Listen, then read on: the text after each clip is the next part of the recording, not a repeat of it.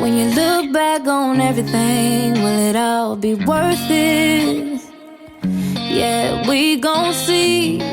Keep on living, you gon' feel it. Keep on running. Hey guys, one day you gon' stop. Channel. My name is Tracy. If it's your first time tuning in, and hello, welcome back. If it's not, today's a bit of an emotional one. I've actually filmed this about like 3-4 times, I think, and I decided to do this makeup therapy style while I share with you the events that occurred in the last 12 months of my life. I remember when I first posted that I had moved to Nottingham and I was going to be doing a master's. I was very excited. From the summer before, I came and I visited the school, and it felt like this was something I had been wanting to do for a long time. And now that the end is near, or has it approached, or is it done? I'm not really sure, but a lot has happened along the way. And I find myself asking myself this question, do I regret doing a master's? Do I regret the experience? Because let me tell you, it hasn't been easy. So when I first came here in September, obviously it's September 2020, we had the pandemic for the first time. Everyone thought it would be over by the summertime, me included, just because I hated doing online school in the last part of my undergraduate year. So that was a very important thing for me. And my university had told me that, no, you know what, come through, we'll be having face-to-face classes, and those who can't make it, it would sort of be like a blended approach, right? So I packed my bags, my family helped me move into my new place, and I was excited. I vlogged everything. I was happy to meet new friends. I was going to events held on campus, like all the freshest stuff. I never did that in undergrad. But this was the start of a new chapter, a chapter I had prayed for, a chapter I had been waiting for a very, very long time. So it's a week before classes start, and I get an email from my university saying, hey, we can't proceed with face-to-face classes. Well, we can, but we've just chosen not to as a School of Law. For those of you who are wondering what I studied, I did my master's in human rights law at the University of Nottingham. Can I even say this school? I guess I can. But yeah, so that was like, what do you mean no face-to-face classes? I was shook and very disappointed, because it meant I would be stuck in my room for weeks. That is not how I intended to have my entire uni experience, but I was still ever so positive and trying to go out, make friends and meet new people. And then the pandemic wasn't over. There were no vaccines. People were losing lives. Cases were going up, and new variants identified in different parts of the world. So we went back into another lockdown. A lot of things happened during the lockdown, before the lockdown, things in my personal life. I don't think I'll ever share that part of myself online, but I think the combination of all of that just put me in a mental rut. Mentally, I was going through the most. I don't know. I think these days we are more open about having conversations about mental health, but I just don't think a lot of resources are being put to ensure people's mental health is being taken care of, especially in university. Because I reached out, I asked for help. It took them I think 3 weeks for me to get something. I was struggling.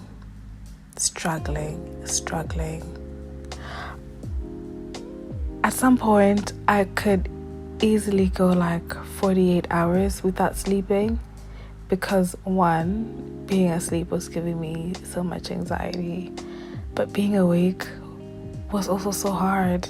I felt like the world was heavy and I just didn't want to exist anymore.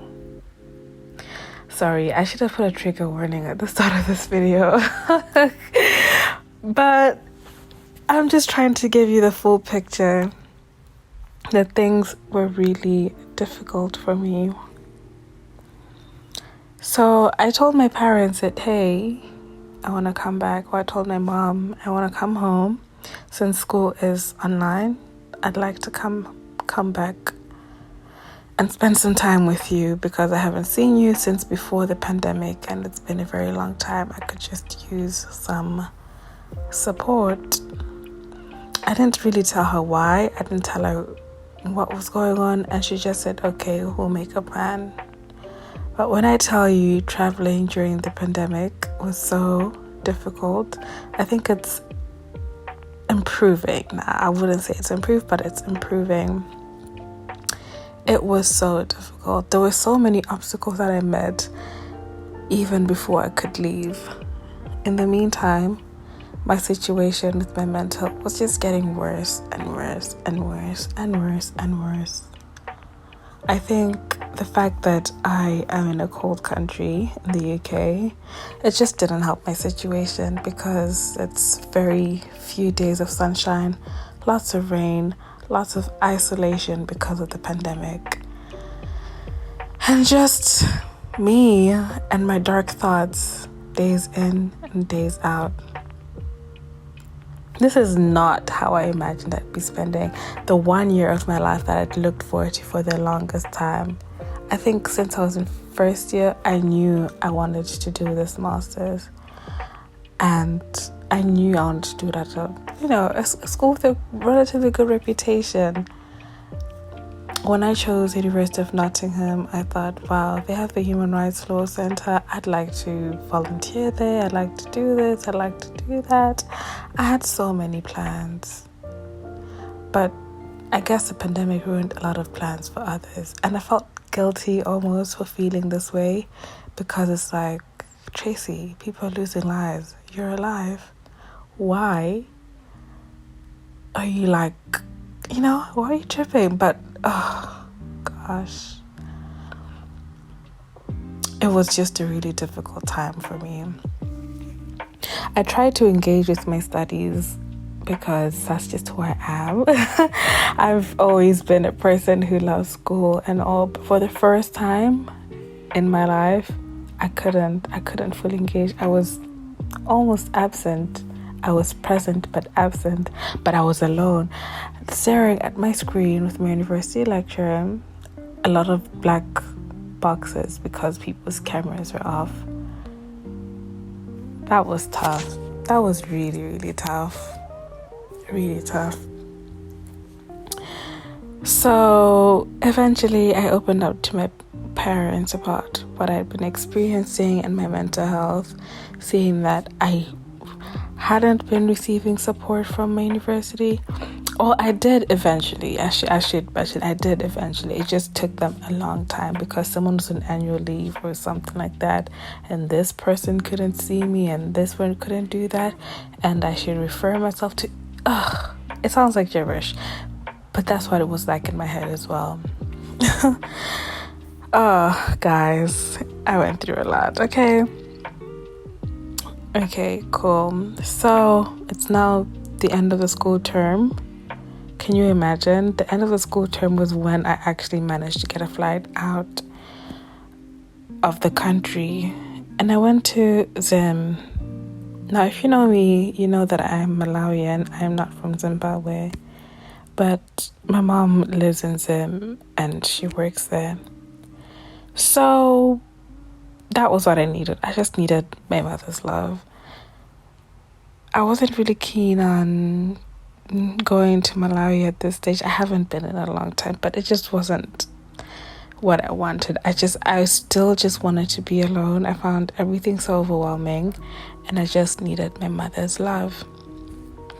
So that's where I spent my December holidays. I didn't really want to see anyone for most part that this was going on. I found it extremely overwhelming to be around people.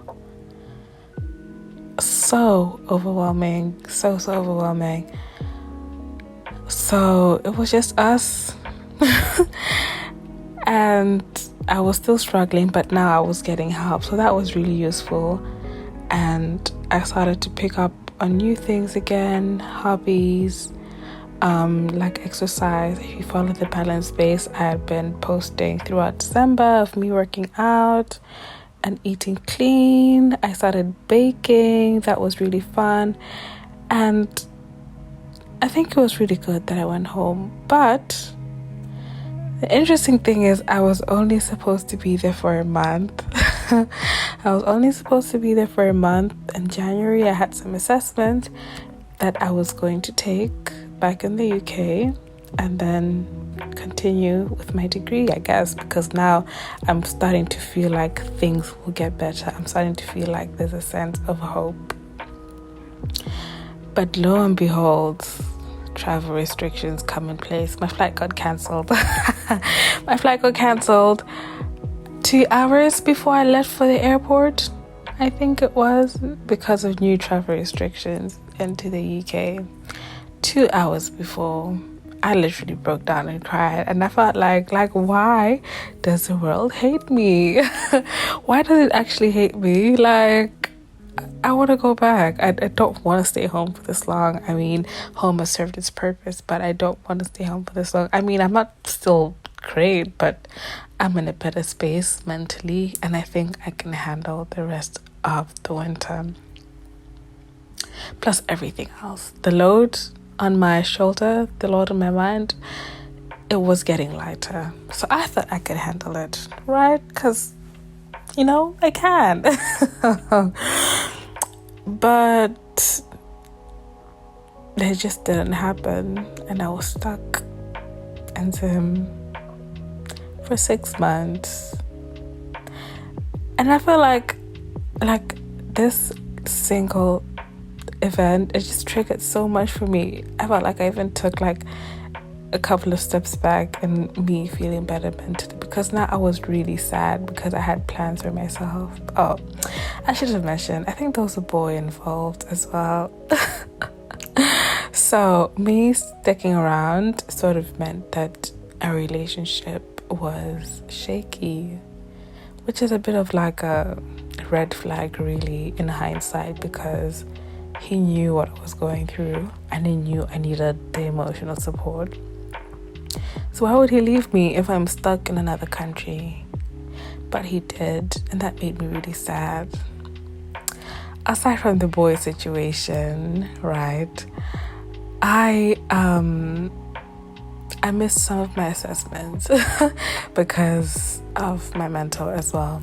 Now, because my school knew about what I was going through, it just made sense naturally that they grant me like extenuating circumstances, right? Like, you sign an extenuating circumstances form. I can't even pronounce the word circumstances.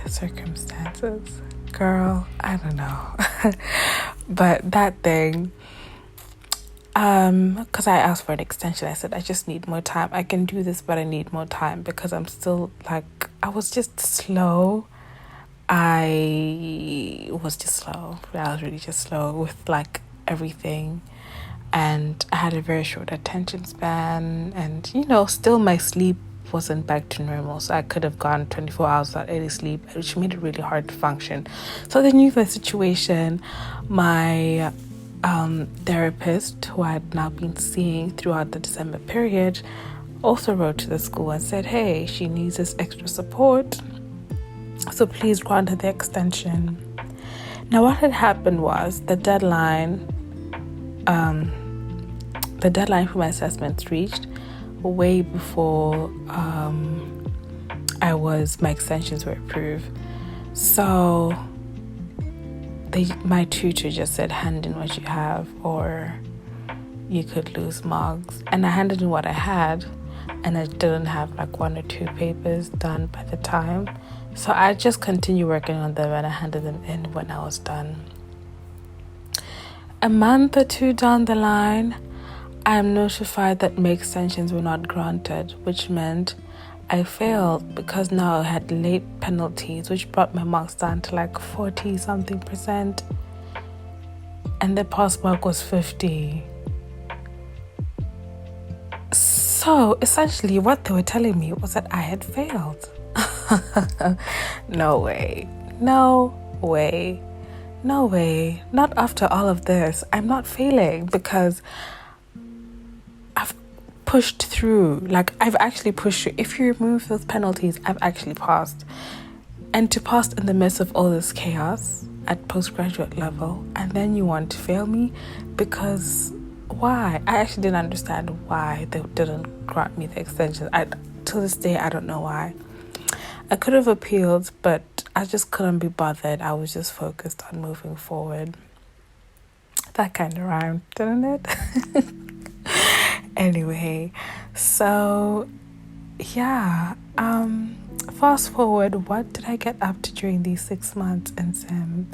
For the most part, I was really sad, for many reasons. I was still feeling very sad, but life was going on. I just took a break from YouTube and social media for the most part. I wasn't really posting as much. I still don't right now because it still makes me like, I don't know. I'm still getting into it. Since then, I've still struggled to share parts of myself online, which is weird because like I loved IG stories. I loved all of that, but now I'm just like, oh, they're in my space. But slowly but surely we'll get there, right? So now I'm back in the UK. I came back in July. Eventually, I passed my second semester exams. I did really well, shockingly well. I was like, what? I don't think I've seen those marks even in undergrad. But it just goes to prove that my mental just wasn't okay. But now it meant its consequences to my course at large. It meant I can't graduate on time. I can't finish my degree on time because I had to take resets in the summer, which is August time. And I guess like at the time I had come to terms with it because I was just like, oh, it is what it is. I can do this again. I know I'm capable of doing it. And then I move on to my dissertation. I really like my dissertation topic. It's something I'm passionate about. I read on it every single day because it's a topic of interest. So this should be easy. But it hasn't been. It's been really, really difficult for 2 reasons. One, doing the same thing twice is an exhausting task when you know you got it done right the first time. I don't know. I've never had to like retake a class or redo like a school year in my life. So this was very new to me. And honestly, I really want to give a round of applause to anyone who has. It's not easy to do things again. I think academically I've always been quite strong. So it's always just been, she's passed, she's moved on. She's passed, she's moved on. They actually like sent me an email to say I had failed the school year. And I was like, no girl, I didn't fail. Your policies just weren't great for me. They just didn't care about me, essentially is what I'm trying to say in polite terms. So yeah, I think I was beating myself down. I was feeling really sad that I feel like I missed out on what was supposed to be the best school year of my life, pandemic aside. Even when restrictions were lifted, like my classmates met each other, they formed relationships. I missed out on all of that because I was away for the whole time, and which is not how I imagined it to be. Not how I imagined it to be at all. But I think, do I regret taking the masters? No. Content-wise, it's been great.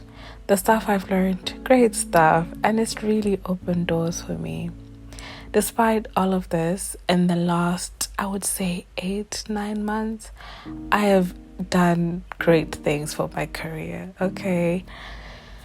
My CV it was alright. Leaving undergrad, it was alright. But now, it is superb. It is literally everything I wanted and more for myself. In terms of, like, just my career stuff. Because at the end of my undergraduate year, when I looked at the jobs I wanted, I just didn't qualify.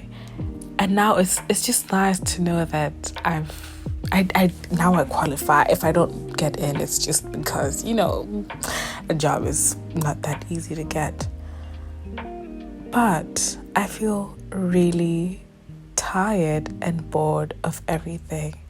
So it's like, on the one hand, I'm proud of the progress I've made for myself in terms of career through this degree, but I'm so unsatisfied with the entire experience. Was all of this worth it? I don't know. And usually, like, when I speak to friends and family and tell them about what had happened, I think people's response is always, everything happens for a reason. But does it really? I don't know why I had to go through all of the stuff that I went through throughout the school year. I don't know why. I don't think there's a reason for it, and I've stopped looking for the answers in that. And I guess that's what I just want to let anyone out there know, that, does everything happen for a reason? I don't know. But sometimes there will never be a good enough reason that will explain why you go through hardships, you go through pain, you go through difficult times. There will never be a good enough reason. And sometimes you just have to take it as it is and get on with it. I think that's just the reality of life. As much as it sucks, you just get on with it.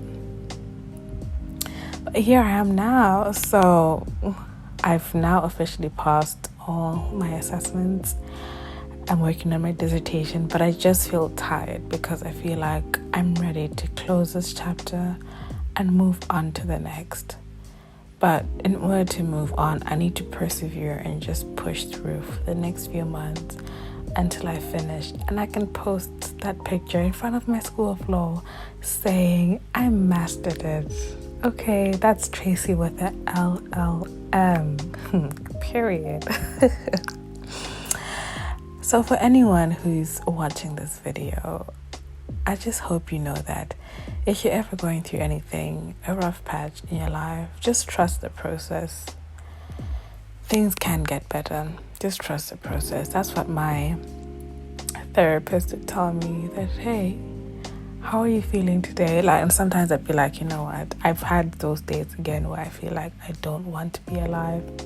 And she said she would not invalidate me, but she always said, just trust the process. Give it a chance. Give the process a chance. And things can get better. If things are not better, then it's not the end. So keep doing you. And that's the end of the video, guys. I hope you enjoyed this. This was very, very vulnerable for me and really hard to do. So leave some positive comments in the comment section below, and don't forget to subscribe. Share this with a friend, a family member, or anyone who you think will benefit from this or take a word or two from this. And I'm curious to know, what has your experience been like in universities dealing with mental health? I think it's Suicide Prevention Month. Is it this month or last month? I'm not really sure, but I think it's a conversation we need to keep having throughout the year, and not just have it as a sort of tokenism type of thing, but it needs to lead to tangible change, because it's not easy. I've been running trying to get through these stages. Been through hell and been so high like I'm faded. Higher footsteps in my Louis Vuitton. Felt like a star but couldn't keep the lights on.